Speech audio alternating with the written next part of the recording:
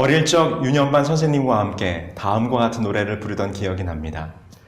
나의 사랑하는 책 비록 헤어졌으나 어머님의 무릎 위에 앉아서. 아마 어릴 적부터 신앙을 가지셨던 분들은 이 노래를 다 기억하실 것입니다. 이 노래는 바로 우리들에게 주어진 이 성경의 말씀이 얼마나 소중한가를 우리들에게 일깨워주는 노래인데요. 이 노래는 1894년 보스턴에서 약 6천여 명의 사역자들이 모여 세계 사역자 대회를 벌이고 있을 때 작곡된 노래입니다. 이 집회의 둘째 날 성경에 관하여 설교를 맡은 윌리엄즈 목사는 적절한 찬송이 없어 동료 틸만 목사에게 성경에 관한 노래를 선곡해 줄 것을 부탁을 했습니다. 그러자 틸만은 윌리엄즈 목사님이 작사를 해준다면 자신이 작곡을 하겠다고 대답을 했습니다. 윌리엄즈는 성경에 대하여 묵상하는 가운데 그의 어머니가 임종시에 물려주었던 성경을 만지면서 어머니가 그 성경을 펼치고 가르치던 모습, 그리고 성경을 읽으며 눈물 짓던 모습을 떠올리며 이 찬송시를 적어 나갔습니다. 시간이 15분도 채 못 되어 4절까지를 지은 그는 틸만에게 그 찬송시를 보여주었고 그 찬송시를 읽은 틸만은 크게 감동하여 그 찬송시에다 곡을 붙임으로써 바로 이 찬송이 탄생하게 된 것입니다. 오늘 우리들에게 주어진 이 성경 말씀이 얼마나 소중한 진리의 보석인가를, 그리고 얼마나 위대한 신앙의 유산으로서 우리가 물려받았는가를 깨닫게 되는 놀라운 찬송이 아닐 수가 없는 것이죠. 그렇다면 오늘 저는 이제 요한계시록 11장을 함께 펼치기에 앞서서 왜 나의 사랑하는 책, 이 귀한 하나님의 말씀에 대한 노래를 여러분들에게 소개시켜 드렸을까요?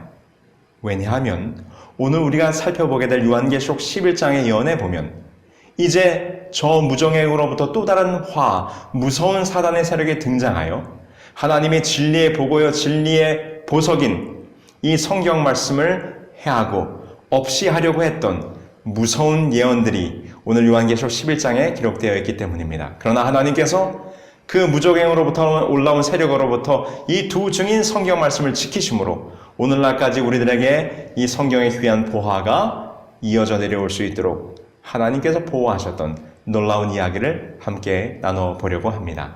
그렇다면 우리 오늘의 본문 요한계시록 11장에 있는 말씀을 함께 보실까요? 요한계시록 11장 1절로 2절에 있는 말씀을 함께 보시겠습니다. 또 내게 지팡이 같은 갈대를 주며 말하기를 일어나서 하나님의 성전과 제단과 그 안에 경배하는 자들을 측량하되 라고 기록하고 있습니다.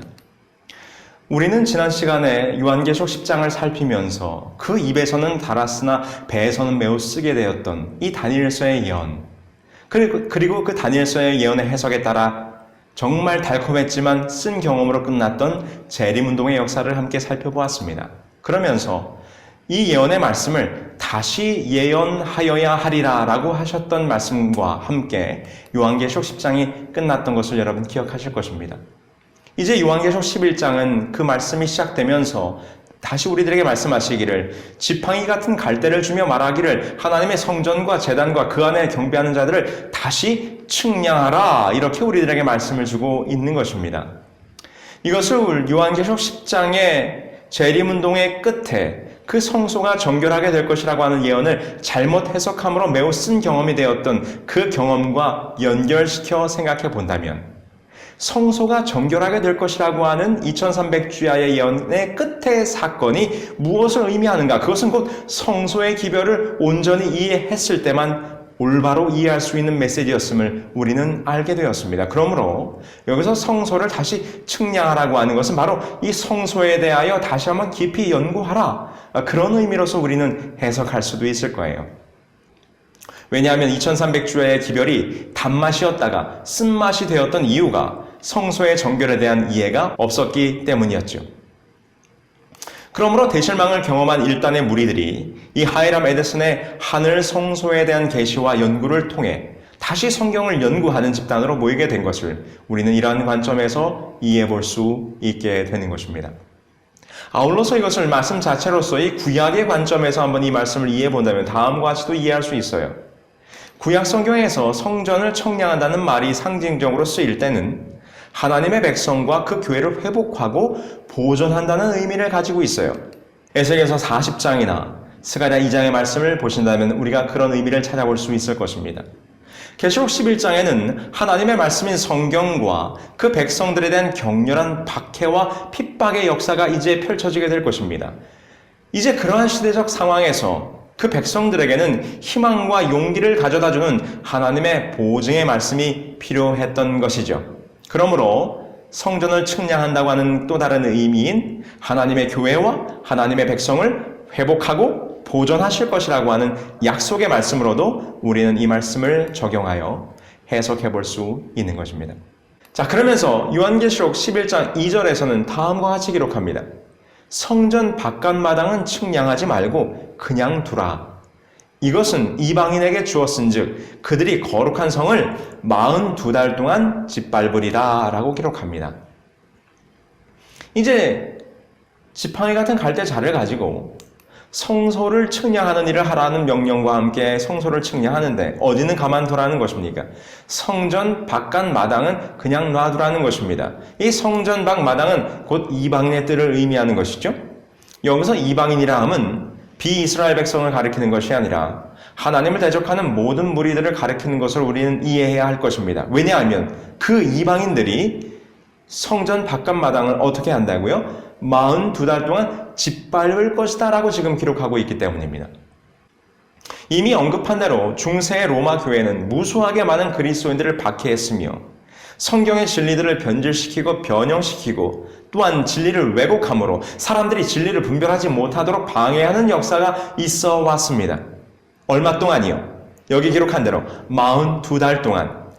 여기 기록한 이 42달이라고 하는 기간은 우리가 이미 다니엘서 7장을 통하여 공부했던 작은 뿔이 한 때와 두 때와 반 때 동안 하나님을 대적하고 하나님의 백성들을 괴롭게 할 것이라고 했던 그 예언적 기간과 같은 기간임을 우리는 보게 됩니다. 한 때와 두 때와 반 때는 곧 3년 반을 의미하는 것이고 이것을 개월수로 환산하면 몇 개월이 됩니까? 42달이 되는 것입니다. 42개월. 그래서 우리가 이미 다니엘서를 공부했던 것처럼 42개월을 다시 날짜로 환산하면 1260일이라는 기간이 나오고 이것을 예언적 기간으로 풀었을 때 몇 년의 기간입니까? 1260년. 그러므로 여기 성전 바깥 마당이 이방인에 의하여 다시 말해서 하나님을 대적하는 무리들에 의하여 42달 동안 짓밟힐 것이라고 하는 예언은 다니엘서 7장 25절에 한 때와 두 때와 반 때 동안 하나님을 대적하는 세력이 교회를 박해하는 1262년의 기간과 같은 기간임을 우리는 보게 되는 것이죠. 우리는 이 기간을 어떻게 적용했었습니까? 그렇습니다. 교황권의 권력이 드디어 최상의 권위를 가졌던 538년부터 그리고 나폴레옹의 군대에 의해서 피우스 6세가 감옥에 갇혔던 1798년까지 그 기간이 정확하게 1260년의 기간이 되었음을 우리는 보게 되는 것입니다. 자, 이렇게 42달 동안 하나님의 성전 바깥 마당이 짓밟히는 일이 벌어지고 있는 이때에 이제 어떤 일이 벌어지게 되는가? 여기 보면 두 증인이 출현하게 돼요. 요한계시록 11장 3절로 4절입니다. 내가 나의 두 증인에게 권세를 주리니 그들이 굵은 베옷을 입고 1260인을 예언하리라. 그들은 이 땅의 주 앞에 서 있는 두 감람나무와 두 촛대니라고 기록합니다. 여기 두 증인이 굵은 배를 입고 1260년간 1260일 우리가 방금 전에 공부한 것처럼 42달 1260일 1260년 지금 같은 기간이 반복돼서 나오고 있지요. 그 기간 동안 굵은 베옷을 입고 이 두 증인이 서 있을 것이다 라고 성경은 말하고 있어요. 여기서 말하는 두 증인은 누구일까요? 증인은 예수 그리스도에 대하여 증거하는 존재입니다.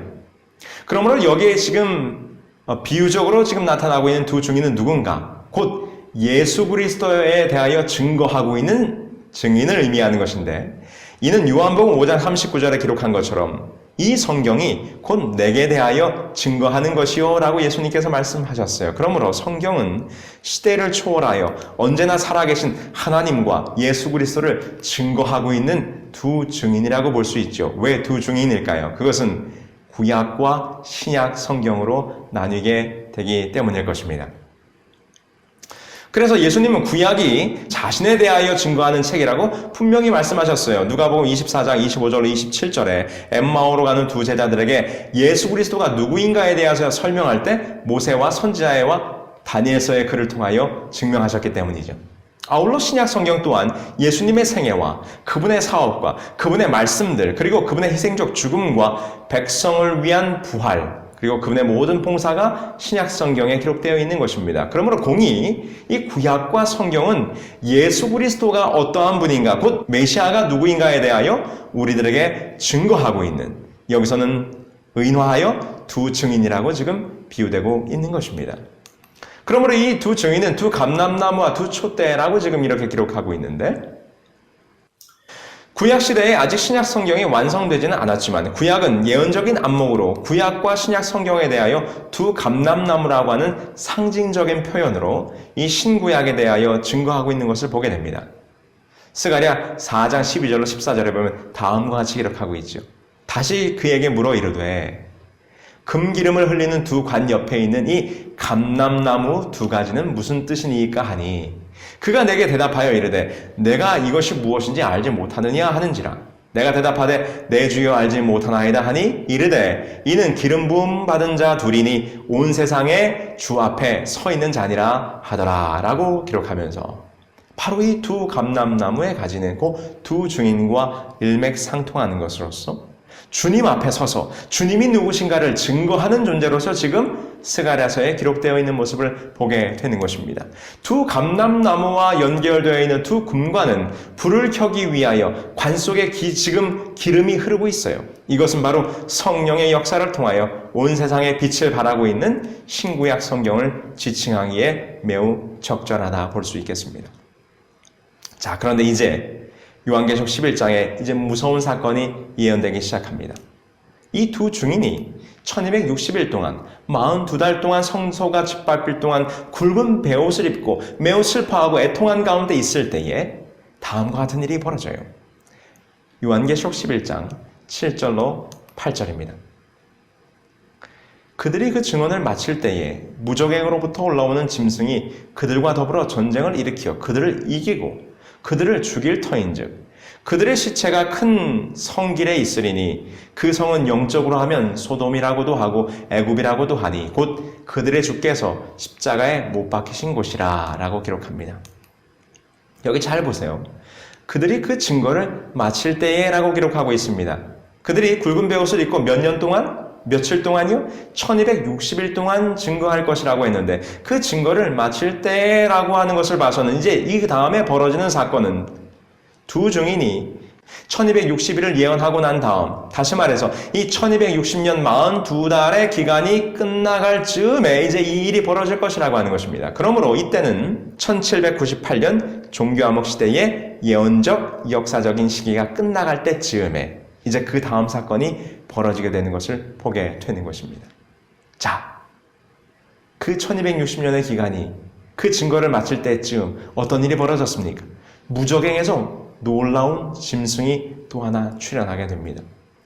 무적행에서 짐승이 올라왔다는 것은 사단이 성경을 공격하기 위하여 또 다른 세력을 사용할 것을 말하고 있는 것일 것입니다. 시기적으로 볼 때 이 세력은 1789년 중세와 근세를 나누는 분기점이 되었던 큰 혁명을 일으킨 프랑스임이 분명합니다. 이 프랑스 혁명은 외관상 자유와 평등과 박애를 외치며 일어난 무산계급의 혁명으로 보이지만 실상은 무신론 사상을 온 세상에 유포시키고 공산주의의 사상의 기틀을 마련한 매우 중대한 의미를 갖는 사건이기 때문입니다. 이것이 왜 중요한가 하면 지금 요한계시록 11장 8절에 보면 이것이 어떤 세력이라고 말했습니까? 곧 소돔이요 애굽이라 이렇게 얘기했어요. 영적으로 이 무적행으로부터 나온 이 세력은 소돔과 애굽의 모습을 한 세력이라고 지금 요한계시록은 예언합니다. 소돔은 부도덕과 타락의 상징이죠. 애굽은 하나님을 알지 못하고 무시하는 무신론을 대표하는 국가입니다. 왜냐하면 출애굽기 5장 2절에 기록하기를 바로가 이르되 여호와가 누구이기에 내가 그의 목소리를 듣고 이스라엘을 보내겠느냐? 나는 여호와를 알지 못하니 이스라엘을 보내지 아니하리라. 하나님의 존재를 부정하고 거절하는 세력, 바로 하나님이 살아계심을 거절하는 그런 세력이 이 땅에 등장할 것이라고 하는 것입니다. 우리는 그것을 예언적 시간표의 사건들 가운데 바로 그 1260년의 기간이 끝날 때쯤에 등장했던 프랑스 혁명의 세력으로 생각하는데 왜 그런가? 우리는 다음과 같이 프랑스 혁명 당시의 그 상황과 배경을 간단하게 좀 이해를 해봐야 해요. 그럼 우리가 이것을 충분히 이해하실 수 있을 것입니다. 프랑스는 프란시스 왕과 그 어머니가 철저한 가톨릭 신자였기 때문에 이 종교개혁의 세력이 자리를 잡을 수가 없었습니다. 당연히 성경으로 돌아가는 종교개혁을 거부했던 프랑스는 매우 부패하고 타락하여 그 부패와 타락이 정말 극도에 달하게 되었죠. 왕과 성직자가 결합하여 허구한 날을 종교 행사로 소비했으며 성직자들은 귀족 기급이 되어서 사치와 향락을 누리고 있었습니다. 그래서 이 프랑스 혁명이 일어날 당시에 백성들은 너무나 생활이 피폐했는데, 왜냐하면 그들의 수입의 절반 이상이 세금으로 바쳐졌어야 됐어요. 뿐만 아니라 그 수입 가운데서 또 많은 부분이 종교 행사에 헌금으로 바쳐졌어야 했기 때문입니다. 그러므로 말할 수 없는 고통과 번민으로 생계를 유지하기에 어려웠던 비탄에 빠진 삶을 이 평민들과 농민들이 살아갈 수밖에 없었다고 하는 것입니다. 이렇게 종교가 타락하고 또 사회가 타락하고 정치가 타락했던 프랑스, 그래서 이 프랑스 국민들 사이에서는 바로 하나님에 대하여, 이 교회에 대하여 극도의 반감과 저항의 정신이 싹트기 시작했다는 것입니다. 자, 그래서 이제 프랑스 혁명이 일어나게 되는데, 우리 프랑스 혁명의 내용을 간략히 본다면 1789년 7월 11일에 시민에게 인기가 있었던 재무장관 네케레가 해임을 당하게 되고 14일날 바스티유 감옥 습격 사건이 벌어지게 됩니다. 이 루이 16세는 오스트리아의 자기 처갓집으로 도망을 하다가 잡혀서 단두대에서 목이 잘려 죽게 되지요. 모든 성당문은 폐쇄되고 이성을 상징하는 여성의 신을 그들이 섬기면서 일주일 동안 7일에서 10일로 변경을 하게 됩니다. 무질서와 혼돈이 연속되고 드디어 공포정치가 시작이 되지요. 이러한 무법천지 가운데 드디어 나폴레옹이 등장하게 되는 것입니다. 이 프랑스 혁명이 남긴 유산은 무엇이 있을까요? 이것은 바로 철저한 신의 부정, 다시 말해서 무신론 사상이 싹트기 시작합니다. 볼테르나 토마스 페인 같은 유명한 무신론자들이 등장하게 되죠. 1798년 나폴레옹의 부하 벌티어 장군이 로마에 쳐들어가 교황 피우스 6세를 체포하여 가므로 교황권의 종막을 호하게 됩니다. 1871년 3월 파리 각 지구에서 대의원을 선출하여 조직한 꼬미는 노동자의 해방을 목표로 하는 세계 최초의 노동자 계급 정권이었어요. 이것은 공산주의 운동의 효시가 되었죠. 이것은 러시아의 공산혁명으로 이어졌으며 1949년 중국, 쿠바, 에티오피아 등지로 이어지면서 하나님의 존재를 무시하는 거대한 무신론의 세계, 공산세계가 이 지구상에 성립되게 된 것입니다. 왜냐하면 프랑스의 혁명은 타락했던 교회, 그 성직자들의 부패함과 그 교회의 타락으로 말미암아 하나님에 대한 극도의 저항심을 가졌던 이 시민계급의 혁명이었기 때문에 바로 하나님을 부정하고 하나님의 존재를 거절하는 무신론 사상을 낳게 된 것입니다. 여기서 우리는 참으로 사단이 교묘하게 하나님을 대적하는 역사를 벌이게 됨을 살펴보게 돼요. 자, 여러분, 사탄은 이 타락한 교회의 역사를 통하여 하나님의 존재를 부정케 하는 이와 같은 세력이 등장하게 했다고 하는 것입니다. 우리 함께 잠깐 살펴볼까요? 원래 교회가 핍박과 어려움 속에 있을 때는 그 순결함과 진리를 지키고 있었어요. 그러나 사단이 이 교회를 인정하고 로마로 말미암아 이 교회가 편안하게 되자 교회는 세속화를 일으키게 됩니다. 세속화된 교회는 정권과 결탁하게 되었고 이교의 교리들과 관습들을 끌어들임으로 성경의 정신을 저버리게 돼요. 그러므로 타락한 교회로 말미암아 타락한 교회 자체가 하나님을 욕보이게 되는, 하나님의 진리를 부정하게 되는 그런 역사를 일으키게 된 거죠. 성경을 떠난 기독교는 인간의 기본적인 양심조차 무시한 채 온갖 비리와 부패와 그리고 부도덕의 온상이 되게 된 것이죠. 이제 그 다음으로 무지와 억지로 세상을 지배하며 사치와 향락과 부패에 빠진 교권은 지성인들에게는 경멸의 대상이 되었고 바로 노동자 평민 계급에게는 극심한 반감을 일으키도록 사단이 만들었다는 것입니다. 그러면서 마침내 그러한 분위기가 폭발하여 프랑스 혁명이 시작되었으며 이것은 곧 하나님의 존재를 부정케 하는 무신론 사상 곧 공산주의의 세계를 이 땅에 창조하게 되는, 다시 말해서 또 다른 무적행에서 올라오는 사단의 무서운 짐승이 등장하게 되는 결과를 초래하게 됐다는 것입니다. 그래서 우리는 지금 요한계시록에 기록되어 있는 그 1260년이 끝나갈 때쯤 이 세상에 지대한 영향을 미쳤던 또 다른 무정행으로부터 올라온 짐승의 세력을 바로 이 프랑스 혁명으로 우리는 적용하고 있는 것이죠. 여기 기록을 함께 한번 보실까요? 우주의 창조주에 대하여 공공연하게 반역의 손을 든 국가로서 믿을 만한 기록을 남긴 나라는 세계에서 오직 프랑스뿐이다.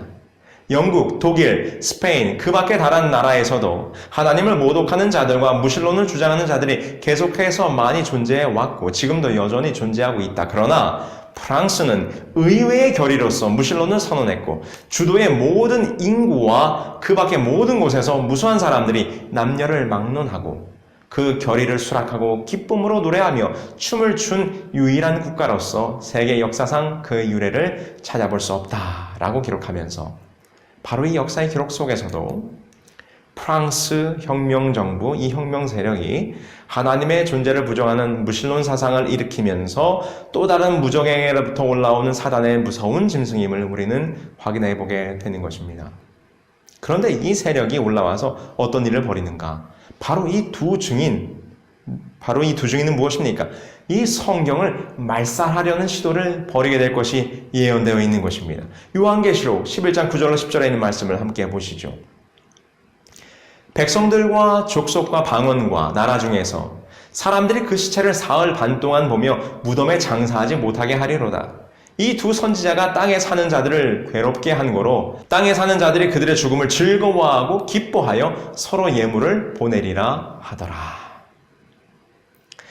여기 보면 이제 이 무적행에서 올라온 세력이 42달 동안 괴롭게 되었던 이 두 증인이 죽게 된 것을 보면서 어떻게 해요?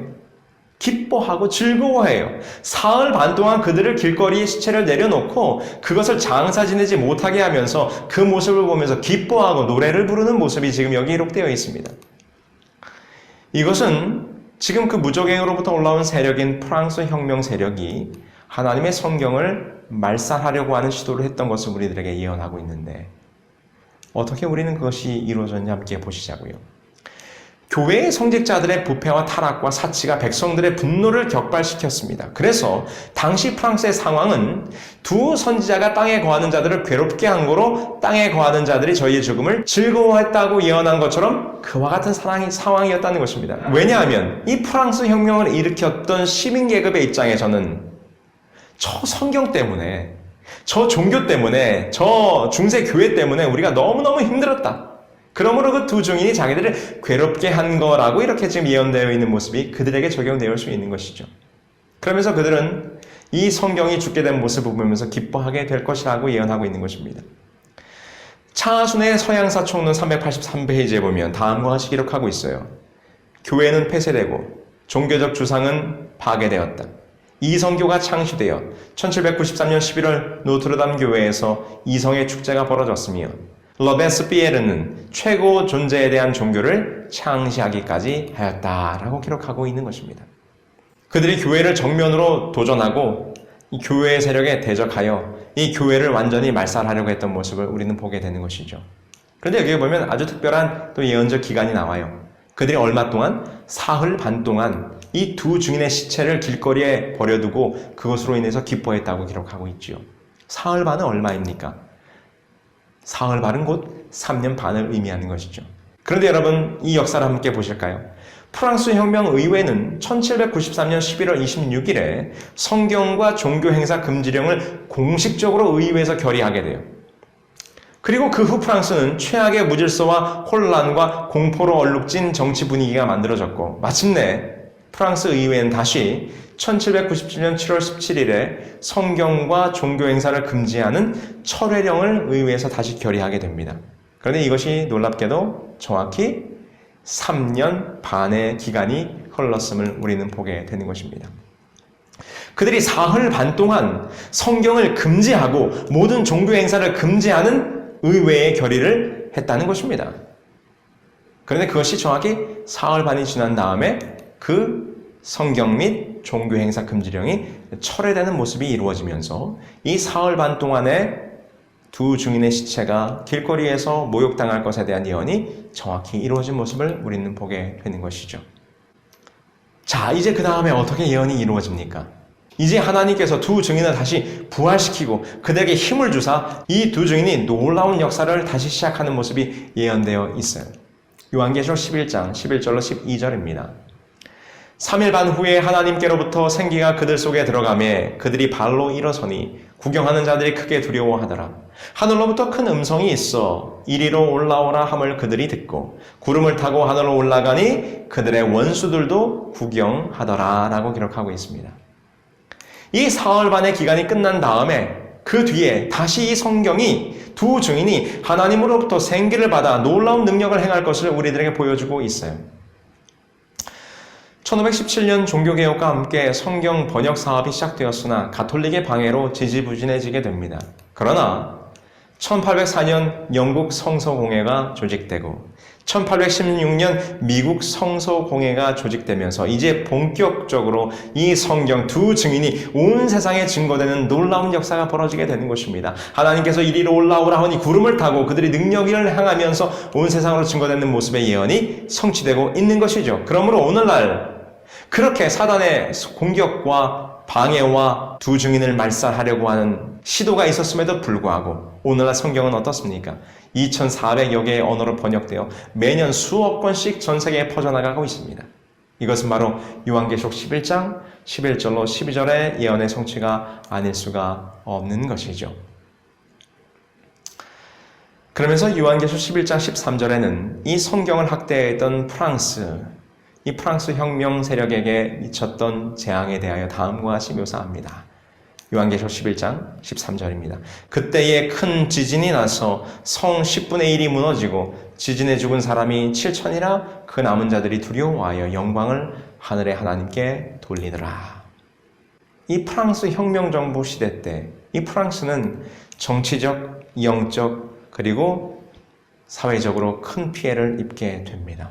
극도의 정치적 타락, 곧 공포정치와 공산주의의 시작과 무신론 사상의 팽배와 그리고 무고한 사람들이 수많이 생명과 목숨을 잃게 되었던 것을 우리는 역사 속에서 볼 수 있는 것이죠. 이것을 우리는 바로 프랑스의 공포정치 시기라고 이야기하는데 이 프랑스 혁명 기간 중 1793년 9월 5일부터 1794년 7월 27일까지 실시되었던 독재정치 시대를 말하는 것입니다.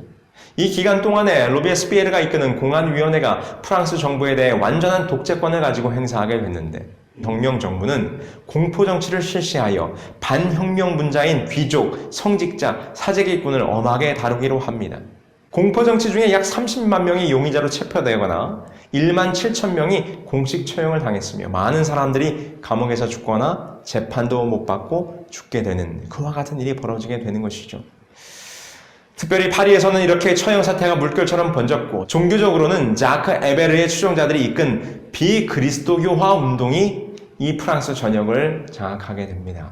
이와 같이 프랑스는 사회적으로, 종교적으로, 정치적으로 무질서와 혼란의 시대를 경험하게 됐고 그리고 등장한 나폴레옹은 전 유럽을 전쟁의 도가니로 몰아넣게 된 것이죠. 그와 같이 무서운 일이 있을 것에 대하여 요한계시록은 예언하고 있는 것입니다. 그러면서 요한계시록은 말하기를 이것이 둘째 화라 이렇게 설명해요. 11장 14절이죠. 둘째 화는 지나갔으나 보라 셋째 화가 속히 이르는도다. 이슬람이라고 하는 첫 번째 화 이후에 등장한 두 번째 화, 이는 곧 프랑스 혁명 이후에 등장한 무신론 사상입니다. 이슬람의 영향력이 큰 화가 되어 지금까지 온 세상에 하나님을 대적하는 종교적 세력으로 위를 떨치고 있는 것처럼 하나님의 존재를 부정하는 무신론 사상도 큰 화가 되어 사상과 철학과 그리고 사람들의 가치관을 송두리째 바꿔버렸습니다. 이것을 요한계시록은 두 번째 화라고 우리들에게 소개를 해주고 있는 것이죠. 그러면서 요한계시록은 드디어 마지막 7번째 나팔이 불려지게 되는 사건으로 마무리되는데 요한계시록 11장 15절을 보실까요? 일곱째 천사가 나팔을 불매 하늘에 큰 음성이 나서 가로되 세상 나라가 우리 주와 그 그리스도의 나라가 되어 그가 세세토록 왕노릇 하리로다 하니. 드디어 일곱째 나팔이 불려질 때 모든 그 예언의 마지막 최종 장면이 성취되게 되는 것입니다. 드디어 하나님의 비밀이 완성되어지는 모습을 보게 되는 것이죠. 하나님께서 승리하셨으며 세상에 대한 주권과 통치권이 하나님과 그리스도께로 이전되었음을 선언하는 놀라운 하늘의 선포가 울려 퍼지게 되는 것입니다. 이것은 다니엘서 2장 44절의 예언의 성취죠. 이 열왕의 때에 하늘에 하나님께서 한 나라를 세우시리니 이것은 영원히 망하지도 아니할 것이요 그 국권이 다른 백성에게로 돌아가지도 아니할 것이요 도리어 이 모든 나라를 쳐서 영원히 설 것이다 라고 예언한 것처럼 말입니다.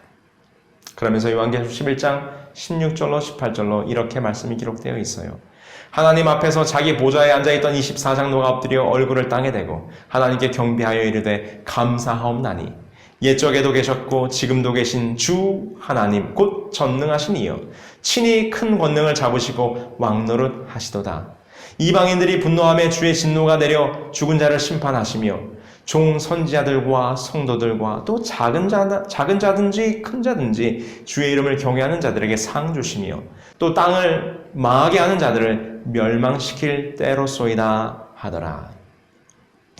하늘로부터 있는 천군의 선포가 있은 후 구속받은 인류의 대표자들로서 24장로들은 하나님의 보좌 앞에 경배하여 엎드리며 그분의 권세와 통치를 인하여 하나님께 감사와 찬양을 드리는 모습이 그 다음 장면으로 펼쳐지게 되는 것입니다. 여기 보면 그분에 대하여 설명하기를 옛적에도 계셨고 시방도 계신 주 하나님 곧 전능하신 이시여 라고 기록하고 있어요. 일찍이 요한계시록 1장 8절이나 4장 8절에서도 하나님을 소개하면서 주 하나님 곧 전능하신 이시여 전에도 계셨고 이제도 계시고 장차 오실 자라고 이렇게 소개를 하고 있었던 반면에 이번 장면에서는 장차 오실 자라고 하는 표현이 생략되었어요. 왜 그랬을까요? 일곱째 나팔과 함께 그분이 이미 오셨기 때문에 더 이상 미래에 오실 분이 아니라 이미 우리와 함께 계셔서 일곱째 나팔과 함께 큰 권세를 가지시고 이 세상을 통치함을 시작하셨기 때문에 장차 오실 자라는 말이 여기에서는 생략되게 된 것입니다. 그러면서 이방인들이 분노한다고 기록했죠. 하나님과 그분의 백성에 대하여 열국들이 분노하는 것입니다. 여러분 그 분노는 아마겟돈이라고 하는 전쟁에서 절정을 이루게 될 것입니다. 그때 역국들은 자신들의 분노 중에 연합하여 하나님의 왕국이 세워지는 것을 반대하게 될 것이고 이 열국의 분노는 이제 우리가 다음에 공부하게 될 요한계시록 13장에서 나타나게 될 것입니다. 일곱째 나팔에서 이루어지는 이 마지막 화는 하나님을 거절하고 그의 백성을 대적하는 인간에게 임하는 최후의 징벌과 최후의 심판과 최후의 멸망을 우리들에게 보여주는 마지막 세 번째 화로서 일곱째 나팔과 함께 우리들에게 주어지게 될 것입니다. 이제 요한계시록 11장 19절은 다음의 말씀으로 마무리되는데요. 이에 하늘에 있는 하나님의 성전이 열리니 성전 안에 하나님의 언약궤가 보이며 그 번개와 음성들과 우레와 지진과 큰 우박이 있더라 라고 기록합니다. 여기 보니까 다시 한번 하나님의 성전이 열리고 그 안에 하나님의 언약궤가 소개되고 있습니다. 왜냐하면 이제 우리가 살펴보게 될 요한계시록 12장부터 14장까지의 진행될 선악의 마지막 싸움의 쟁점이 무엇인지를 우리들에게 암시해주고 있는데 그것은 이 언약궤 안에 들어있는 하나님의 율법이에요. 하나님의 십계명이죠. 사단은 역사를 통하여 하나님의 계명과 투쟁하고 있는 것입니다. 이 두 번째로 언약궤가 보인 이유는 독자들로 하여금 하나님의 종말적 교회에 대한 그분의 신실하심을 준비시키려 함이요.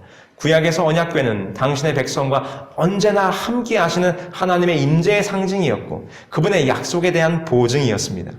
그래서 이곳에 언급된 언약궤는 종말의 때를 살아가고 있는 하나님의 백성에게 그분의 사랑과 지상 역사가 끝나가는 기간 동안에 마치 구약시대에 이스라엘 백성들이 가는 곳마다 언약궤를 지고 나아가서 그들이 승리했던 것처럼 이 언약궤가 열리면서 내가 너와 함께 할 것이라 이렇게 무서운 화들이 몰려온다 할지라도 내가 너희와 함께함으로 승리할 것이라고 하는 그런 승리의 약속을 우리들에게 보여주면서 상기시켜주는 역할을 한다 볼 수 있겠지요.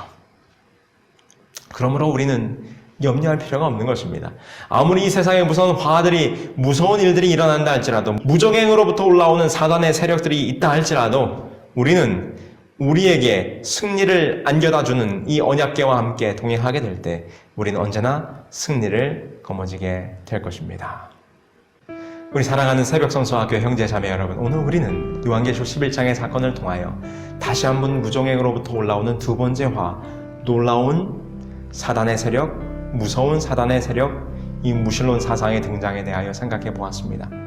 이 무신론 사상이 프랑스 혁명 세력에 의하여 이 땅에 등장하고 그들은 오늘 우리들에게 주어진 이 귀한 진리의 말씀, 진리의 보석인 성경을 말살하려고 했던 모습을 보게 됩니다. 그러나 이 진리의 성경이 어떻게 우리에게까지 주어졌는가? 정말 놀라운 하나님의 축복이요 하나님의 섭리가 아니었다면 어떻게 오늘 우리들의 손에 이 진리의 말씀, 이 성경의 진리가 우리들에게 주어질 수 있었겠습니까? 사랑하는 새벽성서학교 형제자매 여러분, 오늘 우리는 이 예언의 말씀을 연구하면서 이 진리의 유산, 이 진리의 귀한 보물, 하나님의 말씀을 정말 소중하게 여기고 정말 목숨을 걸고 이 진리의 기별을 수호하기 위해서 수고했던, 헌신했던 믿음의 선배들이 있었음을 기억할 때 오늘 우리들에게 주어진 이 말씀을 더욱더 깊이 연구함으로 하나님의 말씀의 반석 위에 굳건히 서는 우리 모두가 되어야 하지 않겠습니까? 하나님의 말씀과 하나님의 진리의 기별 위에 이 말씀의 반석 위에 굳건히 서므로 마지막 때까지 이 진리 가운데서 승리하시게 되기를 간절히 소망하며 오늘 강의를 마치겠습니다.